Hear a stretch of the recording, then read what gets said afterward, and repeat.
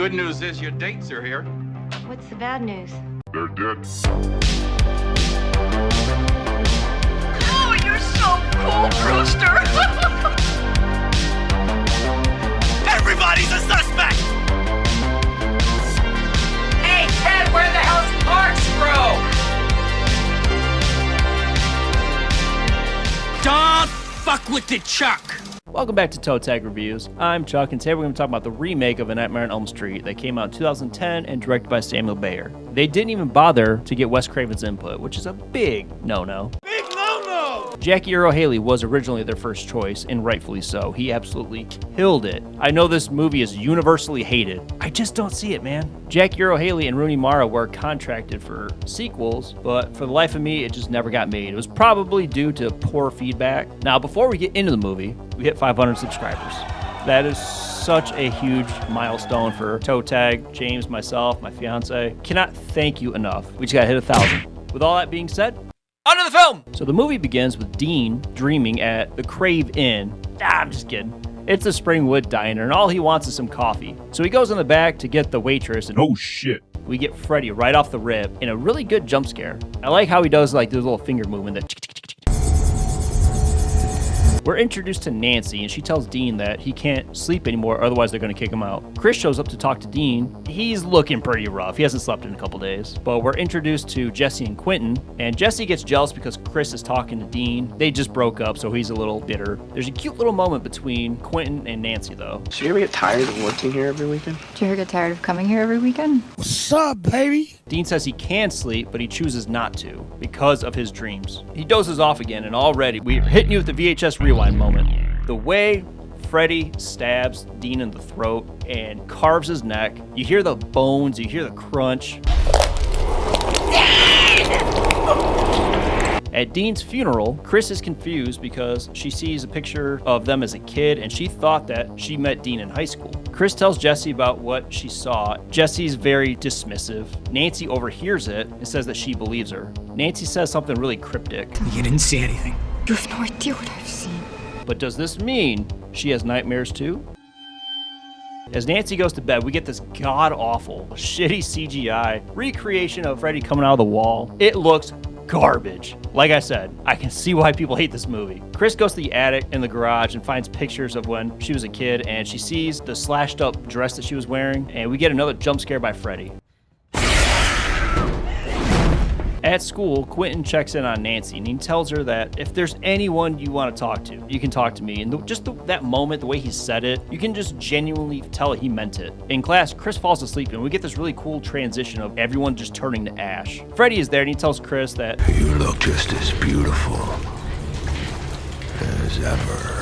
this version of Freddy is so dark. Just even his one-liners, everything about him, from the tone, the overall look. I dig it, man. Jesse shows up to Chris's house in the middle of the night, tells her that he has the same dreams. It just creates this confusion because how is that possible? They go to bed and Chris is out looking for her good boy, Rufus. Oh shit! Freddy killed him, and he delivers a really dark one-liner.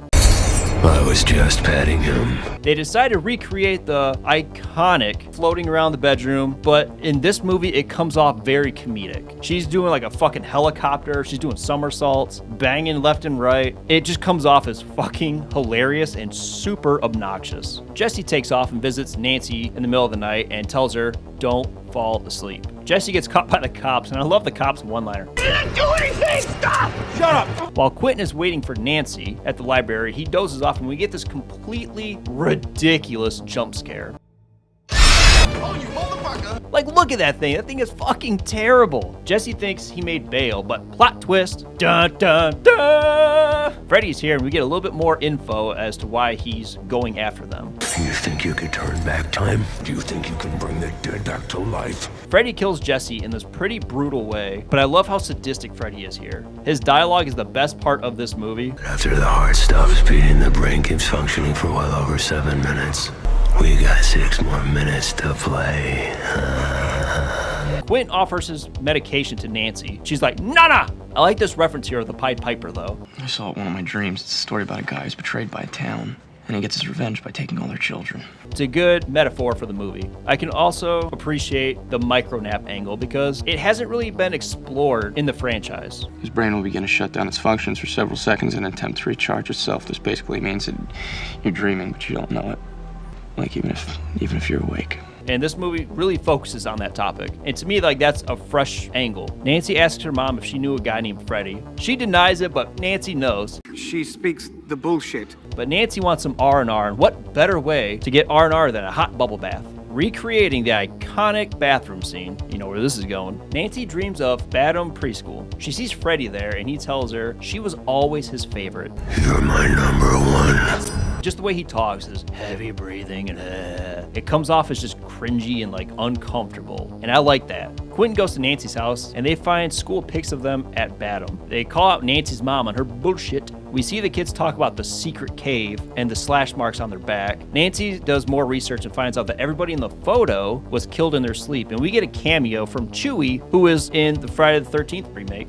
At swim practice, Quentin dreams and sees Freddy being chased and burned alive. They stop at the pharmacy to get more of Quentin's medication, but he gets denied. Nancy burns herself to stay awake, and you gotta be really desperate to fucking burn your arm. But we also get this really cool transition of Freddy coming from dream world into reality, knocking shit off the shelves. Really fucking neat.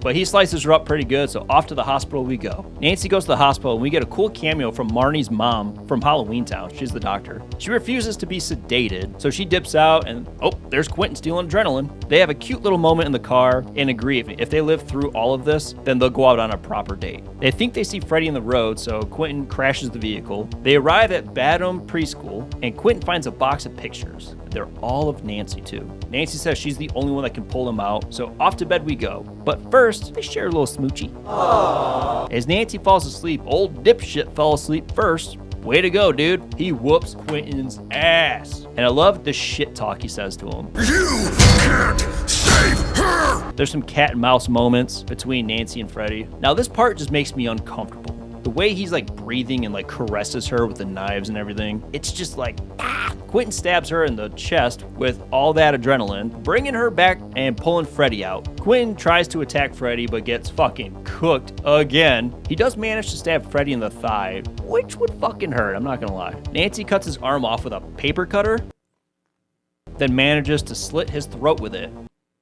As they torch the school, the fire department shows up and guess what? Nobody to be found. So Nancy goes home with her mama bear. We get a really sick ending, even though it was the last 10 minutes of the movie was supposed to be in like 3D, which thank God it wasn't. We get this really cool shot of Freddy coming out of the mirror, stabbing Gwen right in the face, coming out her eyes, and he pulls her back into the mirror. Now, that would have been cool in 3D, I'm not gonna lie, but it just wasn't necessary. And besides, in my opinion, this ending is way stronger than the blow-up doll mom being sucked through the fucking window. Now that is it for the Nightmare on Elm Street series. Thank God it's over. It's been rough, I'm not gonna lie. The last like 4 movies have been fucking brutal. On to Scream 6. We're gonna finish that franchise out, and then I'm gonna do a ranking video on the Scream franchise. As always, I'm Chuck.